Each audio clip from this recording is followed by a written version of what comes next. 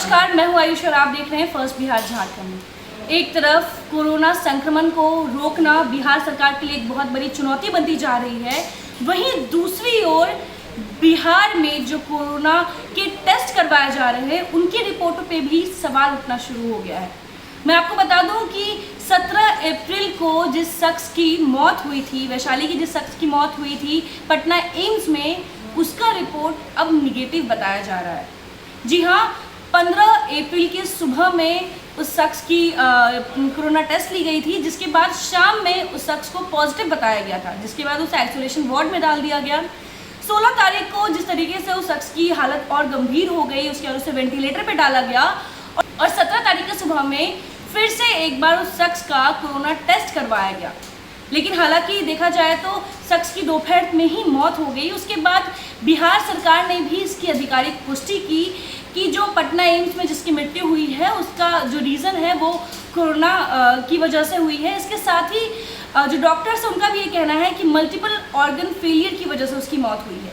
लेकिन इन सभी बातों के बीच में एक सबसे बड़ा सवाल ये उठता है कि जो 17 तारीख को सुबह में उस शख्स का टेस्ट लिया गया था, उसका रिपोर्ट अब निगेटिव आया है।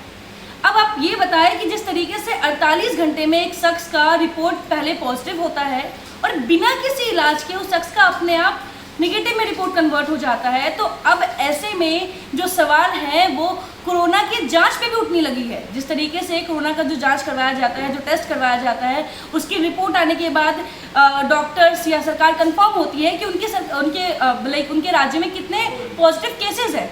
लेकिन अब जिस तरीके से मैं आपको बता दूं कि इससे पहले भी सरनम हॉस्पिटल, जहाँ पे मुंगेर का पहला, जो बिहार का पहला मरीज वहाँ गया था, सरनम हॉस्पिटल, वहाँ पे भी कुछ लोगों का कोरोना जांच करवाया गया था, जिसमें से सरनम हॉस्पिटल की एक नर्स थी जिसका 25 मार्च को कोरोना का जो रिपोर्ट था वो निगेटिव आया था। लेकिन वहीं 2 दिन बाद ही 27 मार्च को वो जो नर्स थी वो कोरोना पॉजिटिव हो गई।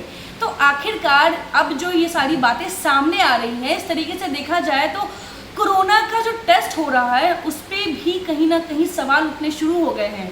बिना किसी इलाज के पहले आपका निगेटिव आता है, फिर आप पॉजिटिव हो जाते हो, पहले पॉजिटिव आता है फिर 48 घंटे में आप निगेटिव हो जाते हो। तो ऐसे में जो जांच हो रही है कोरोना की, इसमें बिहार सरकार के लिए ये चुनौती बनती जा रही है एक बार फिर से, क्योंकि बिहार सरकार जिस तरीके से देखा जाए तो कोरोना के संक्रमण को एक तरफ रोकने में लगी हुई है, वहीं दूसरी ओर मेडिकल टीम लगी हुई है कि जो भी संक्रमित केस आते हैं या जो भी संदिग्ध आ रहे हैं उनका अच्छे से जांच किया जाए, उनका अच्छे से इलाज किया जाए, उनको ठीक किया जाए। लेकिन अगर टेस्ट में ही गड़बड़ी होना शुरू हो गया है तो ऐसे में कैसे पता चलेगा कि वो जो शख्स का जो रिपोर्ट आया है वो रिपोर्ट निगेटिव या पॉजिटिव जो भी आया है वो सही है। इसके साथ ही मैं आपको बता दूं कि पटना के कशपुरा इलाके में रहने वाली महिला के मामले में भी ऐसी ही जानकारी सामने आ रही है। अब ऐसे में कोरोना टेस्ट के विश्वसनीयता पे सवाल खड़ा होना शुरू हो गया है।